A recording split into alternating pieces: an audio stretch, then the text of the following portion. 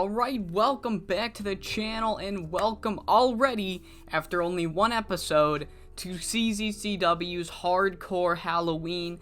Again, graphics made by Fleisch. If you want to use the graphics, check the link in the description. I've posted it on every single video. Watch this be the fucking one I forget of 30.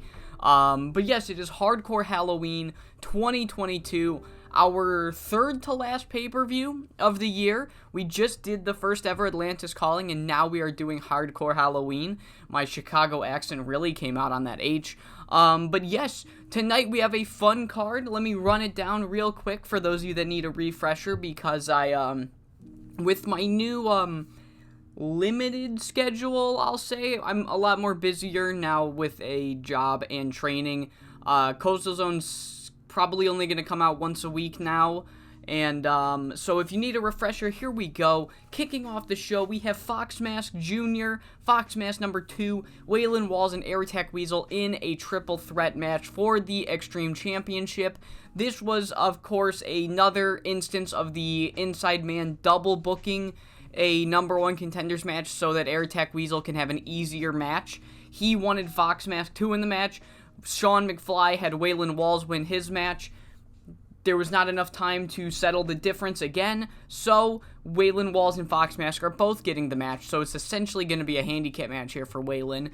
We have a 3v3 consisting of the team of American Flash, California Love Machine, and Tony DeWonderful taking on their respective rivals, Otis Von Battenberg, Zell Quinn, and Swipe Romero. The storyline we're going with is that Otis and American Flash had one hell of a rivalry in IPW, and we're calling back to that. Zell Quinn and California Love Machine are in the middle of a feud, and Swipe Romero and Tony DeWonderful are also in the middle of a feud. So Zell Quinn got some of his connections that we did not know he had and brought in Otis Von Battenberg. But the Expelled did take care of Wasted Potential on the Go Home show, so they might not be a factor at all tonight. The following match is a really fun tag match that I'm giving 17 minutes to cook.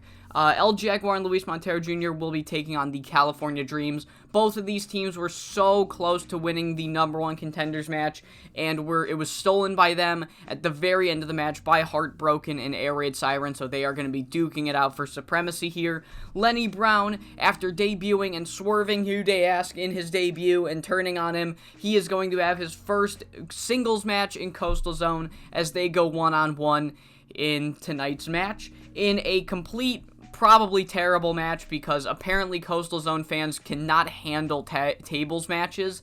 I said fucking we're gonna find out how bad this penalty can get, but after Rich and Famous Shoot and Kayfabe wrote off the Beach Boys by Shoot breaking Simon Wave's leg and Kayfabe putting them through tables and then throwing Willow in a dump truck and having that drive away, Sean McFly has booked them in a tables match against their number one contenders, Los Face Breakers, in, so first opponent to fall through a table loses, essentially. The next match is a hardcore match. Obviously the Extreme title match is also going to be a hardcore match, but a full hardcore match between, Tigre Salvaje Jr. and Seth Whitehead. Tigre had his Extreme title stolen from him, and he said he's coming back at the Coastal Kings at full force, and he isn't just coming for the Extreme Championship. Seth Whitehead took that as somebody else trying to take his spot in the company, and he says, fuck no. And Sean McFly then said, look, the only way for me to outdo the Inside Man until I can figure out who he is to book before him, so whoever wins this match will get the world title match at Showdown at sundown. Our semi-main is for the World Championship, as Carlos Barrera won a 3v3 to determine the stipulation against Masked Cougar, and he chose a ladder match for sentimental purposes and strategical purposes, as he has banned every single member of the Coastal Kings from ringside. If any of the members of the Coastal Kings show up, they will be fired from the company. And yeah, a ladder match. He wants to metaphorically grab the brass ring by grabbing the world title, and he says he's banned the Coastal Kings because Masked Cougar is kind of fucking useless without Fox Mask. His words, not mine, don't hurt me.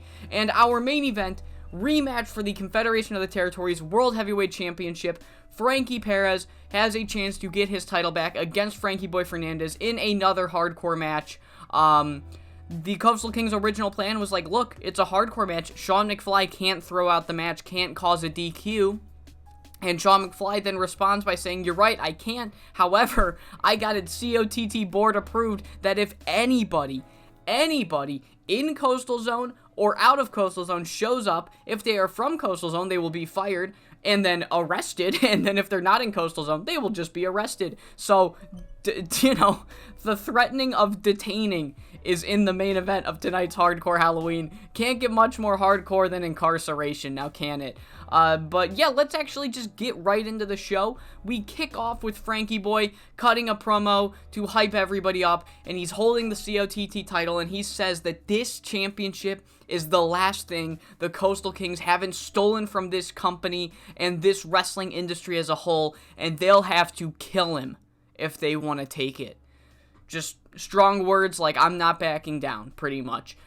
We open the show. Our opening contest is the Extreme Championship match. Air Attack and Fox Mask team up on Waylon Walls. This match only goes about 10 minutes, but there are brief moments where Waylon seems to get the upper hand, only to be cut short by the numbers advantage. And then there is a moment in this match when Waylon Walls hits his finisher on Air Attack Weasel, but Fox Mask too, he hits his finisher on Waylon Walls, and he looks down, and he has the chance to get the championship. Air Attack Weasel's out. He looks right at Waylon. He looks at Weasel. He looks at Waylon. He's like, I can win the title for myself. Is this the job he was meant to do? Was it just keep the title within the Coastal Kings? Was it make sure Air Attack Weasel gets the belt? He hesitates. And he goes for the pin. 1, 2, but he took too long, and Waylon Walls kicks out. Air Attack Weasel wakes up. He did not see that moment. He did not know Fox Mask 2 was about to steal the title from him. And Air Attack Weasel hits his finisher on Waylon Walls once he comes to. And Fox Mask 2, he looks behind him. He has the chance to hit his finisher on Air Attack Weasel, and he chooses not to, cowering out in fear. And eventually, after 10 minutes and 4 seconds, they go home. Air Attack hit that finisher. Fox Mask 2 did not capitalize. Air Attack Weasel pins Waylon Walls to make defense number 1 of his Coastal Zone Extreme Championship. Fox Mask 2 was so close to stealing the title from Air Attack Weasel, and he did not execute. 53 rated segment to open the show, and then after the match, Air Attack looks right at Fox and he nods. And Fox Mask 2, he goes to the apron. Waylon Walls is thrown onto the apron, and everyone in the crowd's like, oh, fuck, because they're gonna do the move that has taken multiple men. We haven't seen Aldous Black Fresh since. It took Frankie Boy out for, or was it Frankie Boy? No, we haven't seen Johnny Perez since either. It's taken men out for months or longer, and Fox Mask 2, he gets Waylon Walls up for that pile driver, and he spikes him on the outside, putting him out of action. He needs to be stretchered out, and that might be the last we see of Waylon Walls for quite some time. Our following contest gets a 66 rated segment, as like I said on the Go Home show, the Expelled took out Wasted Potential. They were not at all at ringside for this match, meaning the baby faces were able to get the easy victory here. In 12 minutes and 33 seconds, American Flash pins his IPW rival Otis Von Battenberg with the high velocity senton to get the victory. Zelquin with a 63, really good shit from him tonight. Swipe Romero with a 50. Really good. I used the Inspire. I forgot to mention, I used the Inspire before the show, so everybody's ratings are going to be a little juiced. But yeah, I had this match go on fairly early for the obvious reason that Otis is not over, Swipe is not over. I could not have this go longer than 16 minutes total, so I thought, you know what, let's bite the bullet, just have it go on early. We cut backstage where Fox Mask is talking to his two biggest proteges, Frankie and Masked Cougar, and he says, look, our plan A was thrown completely out the fucking window in the main event tonight, alright? I'm gonna be honest, guys, this one's on me. I talked a lot of shit, did not think Sean McFly gave a fuck. He did, he gave multiple fucks. So, here's the issue. we need to find a new way to beat Frankie Boy. Good news is I think we've already started this plan unintentionally. Our plan over the past 3 shows has been to get the Inside Man to book Frankie Boy and wear him down. If we can't come out to the main event without being arrested, because honest to God, this wrestling shit is not worth getting thrown in federal prison. I'm sorry, I popped myself with that. Then why don't we just continue to wear him down and make him work until he can't compete? And Frankie and Masked are like, okay, yeah, let's do that. Our following contest, 75 rated match, I told you they could cook, is El Jaguar and Luis Montero Jr. versus the California Dreams. It goes 16 minutes and 56 seconds, but it is the California Dreams that come out with the victory. Kira Lee pins Luis Montero Jr. with the Dream Drop, 75 overall rating. The California Dreams get the victory. Great match here, and after the match, there is a lot of tension between Jaguar and Luis, as both men feel like that this team should be better. Jaguar's kind of being like, Luis, come on, you should have kicked out of that, and he's like, where the fuck were you to break it up? And there's a little bit of tension, but that's really it for this angle here. Just a quick, brief moment of, dissension between these two. I don't know if it's dissension. Who knows if they're gonna break up or not, but, yeah, up next is Lenny Brown's singles debut here in CZCW. Huday has got a fucking 80. But yeah, 20 minutes and 11 seconds later, Lenny Brown is successful in his singles debut in Coastal Zone, as, this match gets a 78 star treatment for the finish. Huday did great, but Lenny Brown is more over, and, he's got a stable with him, so Lenny Brown gets the victory tonight, and, yeah, just a really good match. I wanted to put Lenny Brown in with somebody great, and I, you know, can't go wrong with a Huday-esque match. We cut backstage where Air Attack Weasel, Fox Mask 2, and Masked Cougar begin ambushing American Flash, Tony DeWonderful, and California Love Machine. They had that match earlier tonight, and they are ambushed and blindsided. Frankie Boy Fernandez needs to run in and make the save. The heels get a good few hits in. Frankie Boy, he fights him off successfully, don't get me wrong, but he does get a few good punches thrown at him. He's hurt a little bit after this brawl. 56 rated segment for this. Up next is the tables match.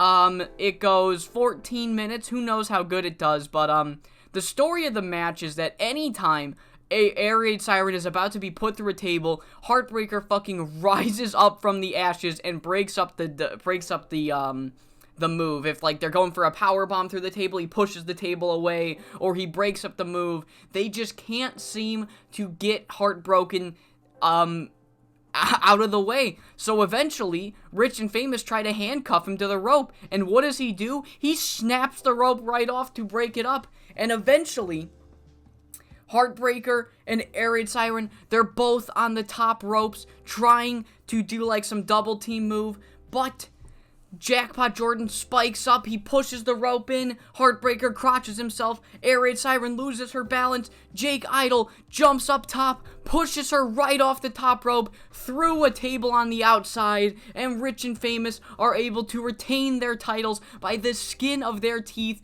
despite everything Heartbreaker tried to do. Rich and Famous were not able to lose. No, sorry, Rich and Famous, or Los Faith Breakers were not able to come away with the victory. 53 rated overall match. Not a horrible penalty that we got. This would have gotten about a 65, I would say, 66 maybe, around the 60s. So I don't think I need to worry about semi-extreme matches, but I don't think I'll ever main event a show with one, if you get what I mean. So I feel like it's safe to do them, just not safe to focus on them. But Rich and Famous stay around while the ring is being repaired at ringside, and Heartbroken is tending to Air Raid Siren, just like, I'm so sorry, I failed us, I'll punish myself later. And Rich and Famous are just kind of taking a victory lap around the ring when they are confronted by the California Dreams, who won their match against El Jaguar and Luis Montero Jr. earlier on in the show, and they come out and they look at Jackpot and Jake, and they look at the titles, and they I don't know, just kind of call their shot. And at the announce table, the Guru announces that just made official for the next edition of Coast to Coast, Kira Lee and Sky Hermosa will get a tag team title match against Jackpot and Jake. Again, another instance of Sean McFly trying to book a title match before the Inside Man can, and he books Kira Lee and Sky Hermosa for the tag team titles on the next edition of Coast to Coast. Good shit. Up next is the Tigre Salvaje Jr. Seth Whitehead hardcore match. Winner gets the title match at Showdown at Sundown against either Masked Cougar or Carlos Barrera. This match goes 21 minutes, and Tigre Salvaje Jr. does it. He is successful in an 81 rated match. He defeats Seth Whitehead in 21 minutes and 16 seconds with the Salvaje suplex. He gets the victory, and he will be going to Showdown at Sundown for potentially his first ever, I don't know, we'll call it his first ever world title match at a pay-per-view at ever.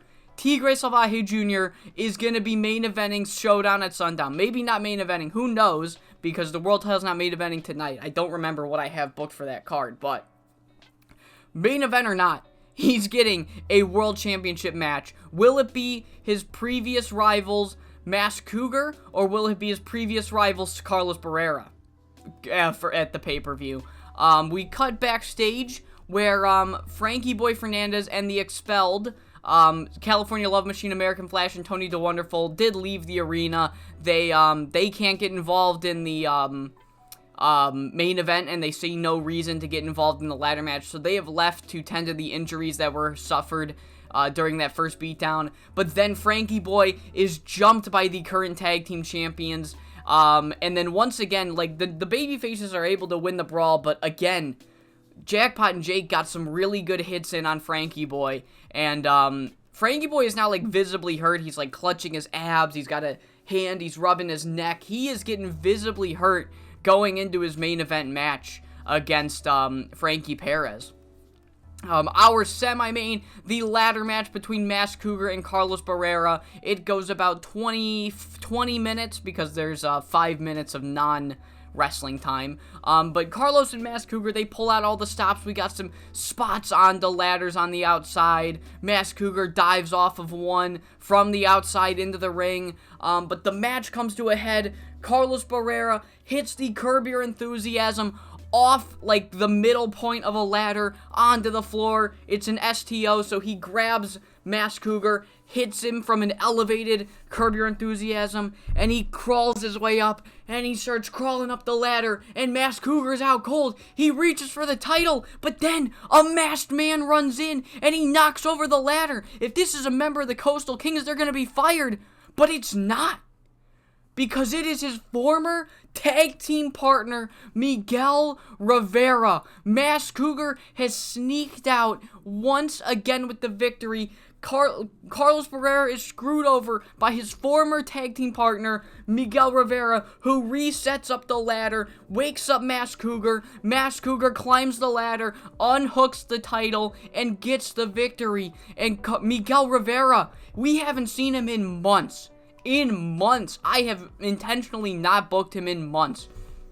And Miguel, he has a microphone, and he says, "Carlos, you abandoned me. We were one of the toughest and brightest tag teams in this company that this company has seen for quite some time, and I am here for retribution. I am here for vengeance. You betrayed me, so I'm gonna betray you and everything you stand for, and I'm gonna do whatever Masked Cougar and Fox Mask tell me, because they have shown me the light. They promised me the future. They've promised me something you never could, and that is success, because you will never be successful. You will never hold a title as valuable as the world title in this company if I have anything to say about it." And Masked Cougar and Miguel Rivera continue to beat down Carlos Barrera until Frankie Boy Fernandez makes the save. Miguel and Cougar continue to get some good hits in on Frankie, but eventually they retreat. But before Frankie Boy can even gain his bearings, Frankie Perez music hits, and it's time for the main event. Frankie Boy has been ambushed multiple times on multiple occasions, and now even destroying some of his cardio right before his match. And he's got to defend his COTT title in a hardcore match after being ambushed and broken down. And while there's no interference during this match at all, the story of the match is that Frankie Boy is fighting one of the most uphill battles you have ever seen anybody fight. And he's able to stretch this match out 25 minutes, but his injuries overcome him. And in an 87 rated main event, Frankie Boy Fernandez drops the COTT World Heavyweight Championship back to Frankie Perez in 24 minutes and 50 seconds with the perfect parity. Frankie Perez has regained the COTT title for the second time in his career, and Frankie Boy Fernandez shows everybody how easy it is to wrestle, because goddamn does he make it look easy. 87 rated main event, and we end Hardcore Halloween with the Coastal Kings once again standing tall, this time with even more hardware, as Frankie Perez and Masked Cougar taunt over Frankie Boy Fernandez with both the COTT and CZCW titles. 63 rated angle to end the show. 86 overall show. We're starting to cook in this save. We're starting to hit 5 SSW numbers. 87, baby. Seth Whitehead was really fucking mad about jobbing.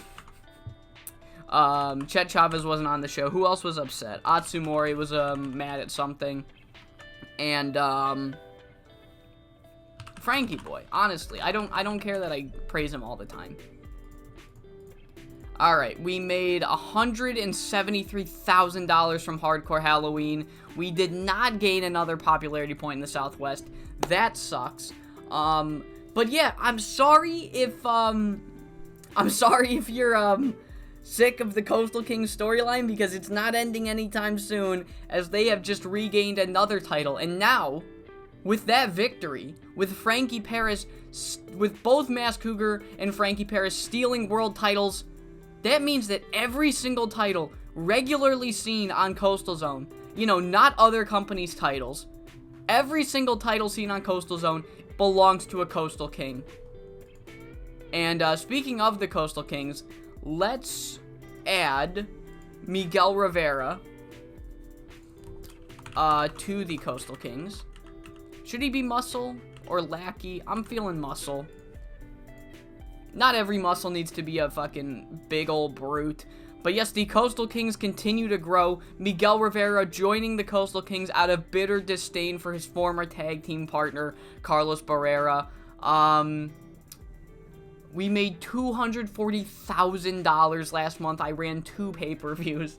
That'll do it. But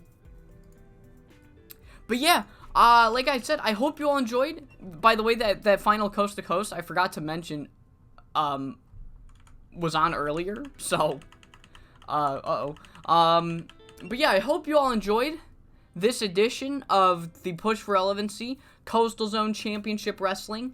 And I hope you all enjoy.